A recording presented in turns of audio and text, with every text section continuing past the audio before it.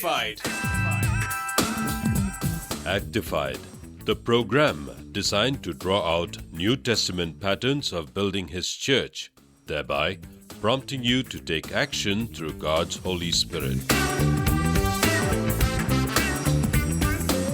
Welcome, dear friend, to Actified once again. Thank you so much for tuning in, and I'm sure God has been blessing you. We had no plans whatsoever to head out to a village on the outskirts of the city, but for some reason, we had great difficulty to locate a suitable place after our house owner had requested us to leave the home where we were staying in.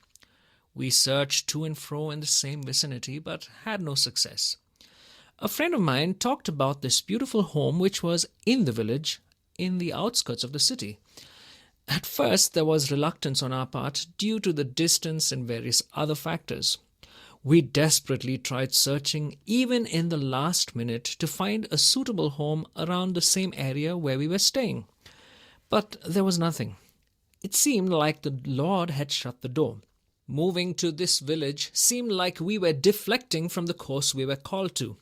You see, we had a clear sense of direction to focus our energies on urban India. The village seemed totally off our course. Anyway, we did head out to this place, but interestingly, the week we moved to this place, the church group we were anchoring in the city doubled in number, and a new fellowship sprung up in that same village where we had moved. To cut the long story short, today there is a growing work in the village. Lives are being impacted, and there are 30 groups around the village. We eventually moved to another location a year later, but the work in that village continues to thrive. We call this experience our Malta experience. Very often the Lord leads us to places to enable us to interact with people whom we had not thought of reaching. This proves to be a great blessing. Well, without further ado, let's get into our study right now. Battered and bruised, they land on the island of Malta after the fierce storm, having lost all possessions, including their ship and its cargo. The sailors and everyone on board were miraculously saved. The people of Malta, being hospitable by nature, built a fire and welcomed all the 276 people. However, while Paul was warming himself by the fire, a viper clasped his hands when he had picked up sticks to throw into that fire. Remember, Paul was a prisoner. No one on that island would have had any clue about the history of the sailors or the prisoners. Paul could have been standing with either some chains or some clear distinctive features which proved that he was a prisoner. Their immediate reaction was to jump to a conclusion that Paul was a guilty man. This man must be a murderer. This is Acts 28 verse 4. This man must be a murderer, for though he escaped from the sea, the goddess Justice has not allowed him to live. But Paul shook the snake off into the fire and suffered no ill effects. The people expected him to swell up or suddenly fall dead. But after waiting a long time and seeing nothing unusual happen to him, they changed their minds and said he was a god. They were hospitable and kind, all right, but they were superstitious, really. They go to another extreme, stating that Paul was a god. Later on, they went in to meet the headman, Publius, and Paul had the opportunity to pray for his father who was sick in bed. He was healed, which further mobilized the whole of Malta to bring in their sick. Paul had a very encouraging time serving God. There was no resistance whatsoever. And I guess almost all of the people gladly accepted Christ and his work. Now think about Paul for a moment, please. Right before the time he had headed out to Jerusalem, Paul was a wanted man. Sure enough, he was caught in Jerusalem and was then jailed for 2 years in Caesarea. He then had to weather the storm for no fault of his. There's been so much of resistance and hardship. But here in Malta, not to mention the food, kindness, and hospitality, Paul experiences once again the joy of serving and seeing the miraculous happen once again. Up until now, his work for the Lord seemed to be going nowhere. Being chained up in Caesarea would have been a difficult phase for a go-getter like Paul. But now, notice here there's much fruit. The Lord is gracious to lead us to places where we never had thought of to experience the healing balm of kindness, hospitality, and the joy of reaping much spiritual fruit. Paul is back in business. It's the joy of being able to have the opportunity to serve once again. In verse 10 it says, "They honored us in many ways, and when we were ready to sail, they furnished us with the supplies we needed." What a wonderful community of people. I don't know about you, but I'd love to be in a place like Malta.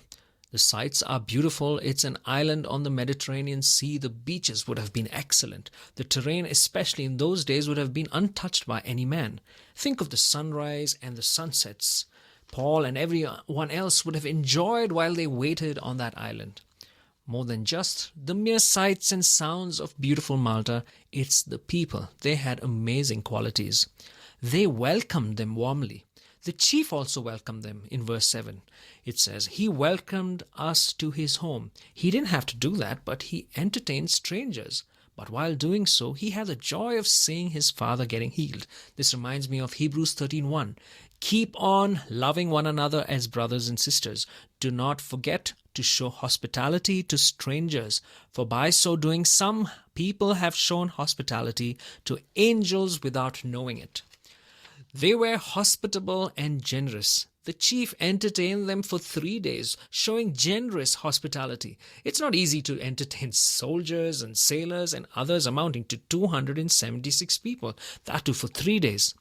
Looks like the whole island mobilized themselves to refresh these sailors who were stranded out here on this island. They were helped for 3 months, and they also sent them on their journey with supplies. Now that's great generosity. Dear friends, there are a lot of people who've been badly hit by storms and the trials of life. What they need is not a lecture on all the wrong steps they did take.